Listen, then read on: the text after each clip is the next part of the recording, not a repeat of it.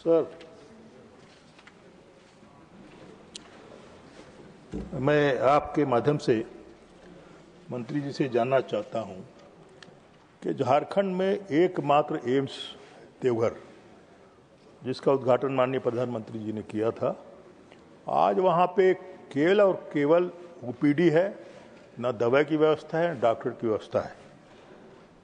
मैं निवेदन करना चाहता हूं कि क्या देश के अन्य एम्स के तरह झारखंड में जो एकमात्र एम्स खोला गया है भारत सरकार द्वारा, उसको अपग्रेड करेंगे, अपडेट करेंगे? अगर करेंगे तो कब तक कर पाएंगे? धन्यवाद।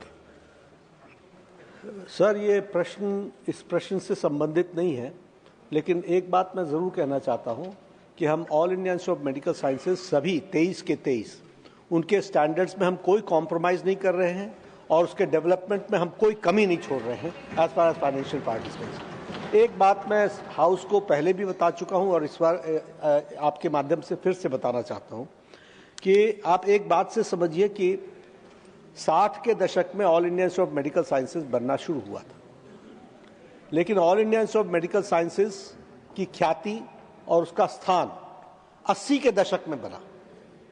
किसी भी इंस्टीट्यूट को बनने में 10 से 20 साल लगते हैं और all India institute of medical sciences की फैकल्टी को ग्रो करने में और उसकी स्टैब्लिश होने में कम से कम 10 साल लगते हैं। इसलिए मैं आप सबसे निवेदन करूंगा, हम लॉन्ग टर्म प्लानिंग के साथ चल रहे हैं। अगर हमने एक एम्स से लेकर के देश में 23 एम्स खोले हैं तो हमने रीजनल इम्बैलेंस को समाप्त किया है। और आसाम को देखिए, बिहार को देखिए, झारखंड को देखिए, आप रिमोट एरियाज में देखिए, कलकत्ता को देखिए। अब हर एक जगह हमने all India institute of medical sciences खोले, लेकिन और अभी जैसे हमारी सदस्य रायपुर से बोल रही थी कि वहाँ भर्ती नहीं हो पा रही है। कारण क्या है कि लोगों का एम्स के प्रति विश्वास इतना है कि लोग एडमिट ही वहीं होना चाह रहे हैं।